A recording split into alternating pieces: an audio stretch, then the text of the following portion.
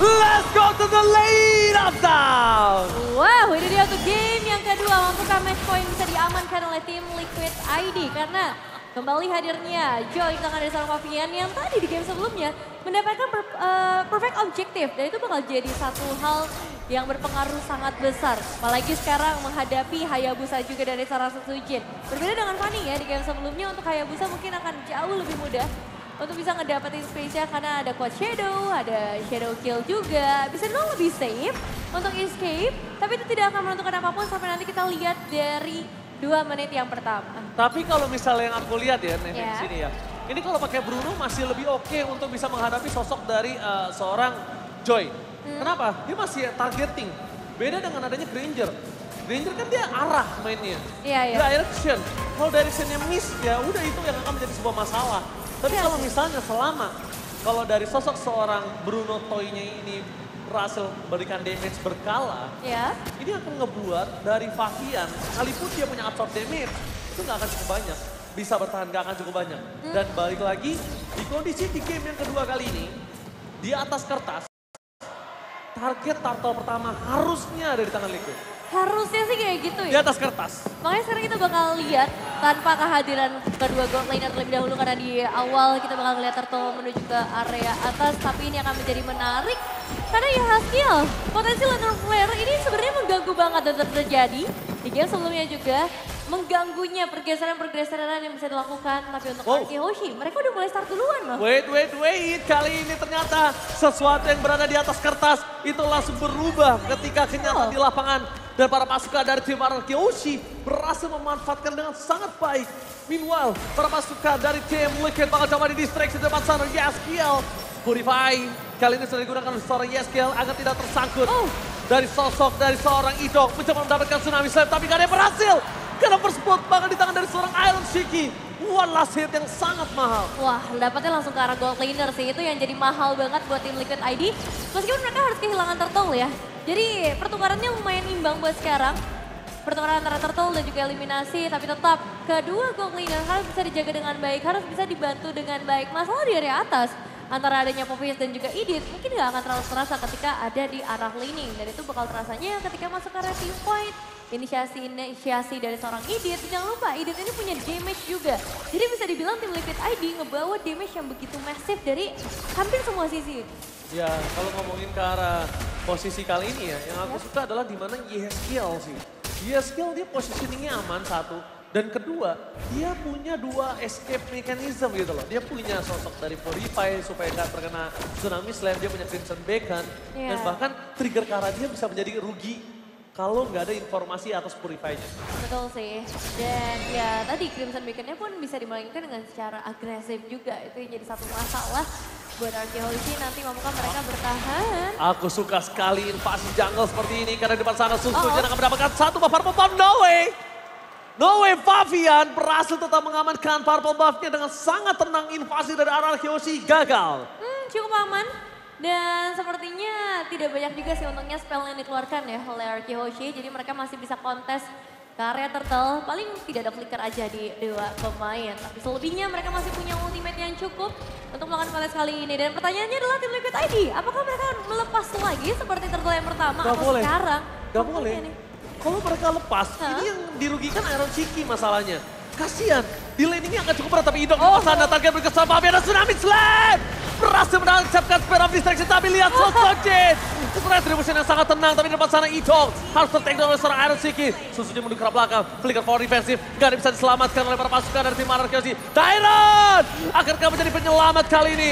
Lihat mencoba menuju ke seorang Iron Shiki. Mendapatkan seorang Iron Shiki menjadi hal yang sangat mahal kalau memang mampu. Tapi dengan under 5 menit, tandanya full plating gold dan bahkan turret dipecahkan oleh seorang Toy. Mengamankan waktu semaksimal mungkin. Ini jadi dilema ya, mereka memang bisa ngedapetin satu buah poin eliminasi untuk seorang Iron Shiki. Tapi mereka harus kehilangan outer turret yang dimana ada platingan gold yang ngebuat poinnya jadi lebih powerful lagi untuk beberapa saat ke depan. Atau bahkan ini bisa berkelanjutan sampai ke arah mid game. Wait, kalau tadi Idok memberikan informasi yang mahal, ini akan ada invasi gila-gilaan. Dan yes, itu dia. Informasi dari Idok berarti nampaknya tersalurkan dengan baik. Karena satu buah Little Wanderer tadi berhasil di retribution oleh para pasukan dari tim Liquid. Tandanya Dairon bakal coba dengan Way of Dragon, mencoba menyelamatkan dirinya. Tim fight cukup besar, masih bisa selamat. Tapi nampaknya para pasukan dari tim Liquid mereka harus kehilangan karena para pembom. Dan Shadow Kill!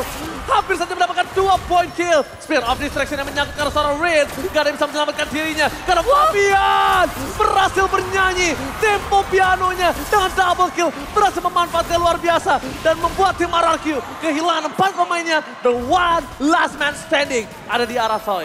Kehilangan 4 pemain dan tim Liquid ID. Ini keuntungan yang masif banget untuk mereka. Spin of Distraction connect dan ada satu delaying yang akhirnya terjadi juga. Dan Fabian, dia tinggal nyapu aja dengan nyanyiannya dia, dengan rhythm of joy-nya dia juga. Dan sekarang, keunggulan gold yang tadi sempat dipegang oleh RRQ Hoshi akan segera bergeser. Untungnya Toy, dia masih dalam kondisi yang cukup aman, dia udah pegang satu malam tiket juga.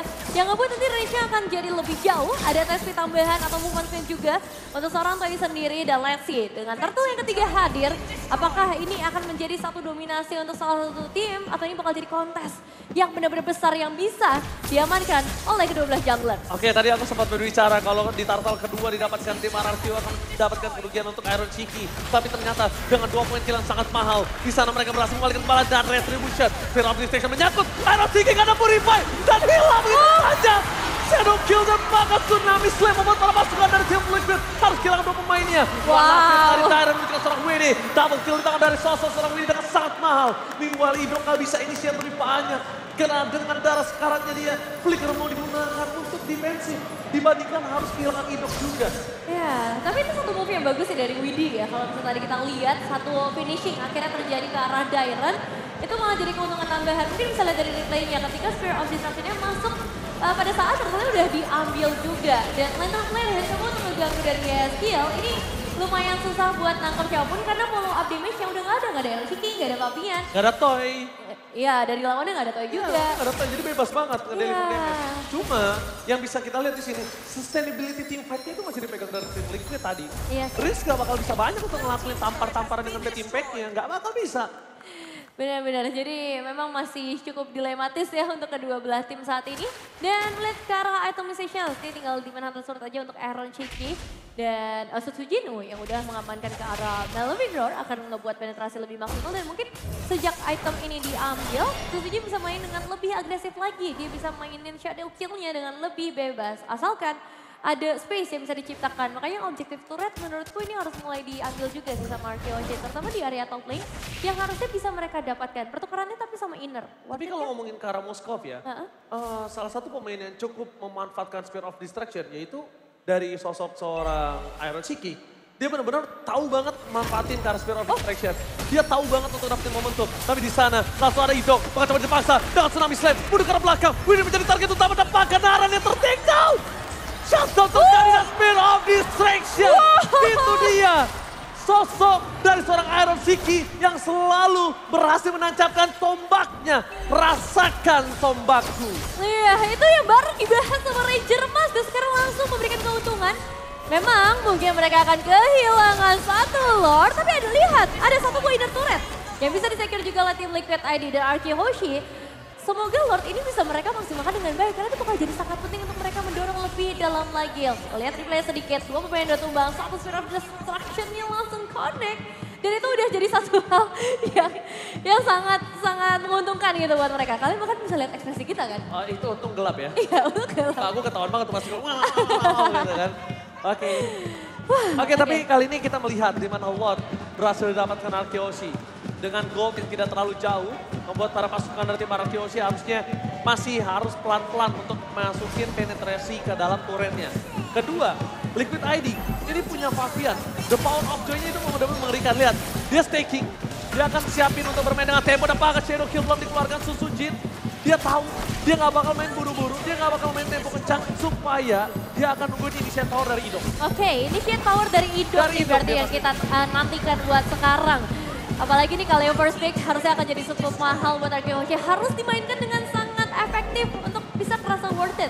Dan Toy menurutku juga udah bisa deliver damage yang sangat banyak. Bersekir Fury sudah ada di tangan. Jadi tim Liquid ID, defensive seperti apa yang bisa mereka bawakan? Karena Chusin ini bukan tipikal mid laner yang bisa nge-clear dengan cepat. Dia butuh waktu, dia butuh momentum juga. Dan hopefully Aran bisa memainkan onwardnya dengan baik. Karena itu bisa dibilang akan menciptakan momen defensif yang bisa dimakan oleh tim Liquid ID dan Fabian. Tinggal tunggu aja sih sebenarnya, nggak bisa kalau bukan duluan juga buat Fabian. So far ya, Ya. ini ada permainan yang bisa dimainkan oleh tim Liquid.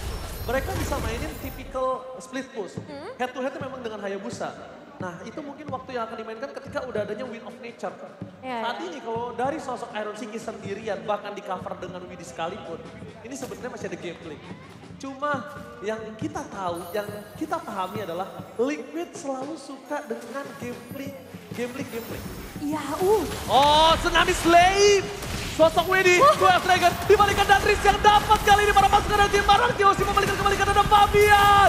Bernyanyi dengan indah, berhasil mendapatkan Riz. Widi ter-take down, tapi lihat free hit dari seorang Choi membuat para pasukan dari tim Liquid mereka kehilangan tiga pemainnya. Dairon, distraikan dengan sangat mahal, tapi lihat di sana, 1 poin kill yang tidak bisa diselamatkan kembali. One last man standing, Iron Shiki and White Mal.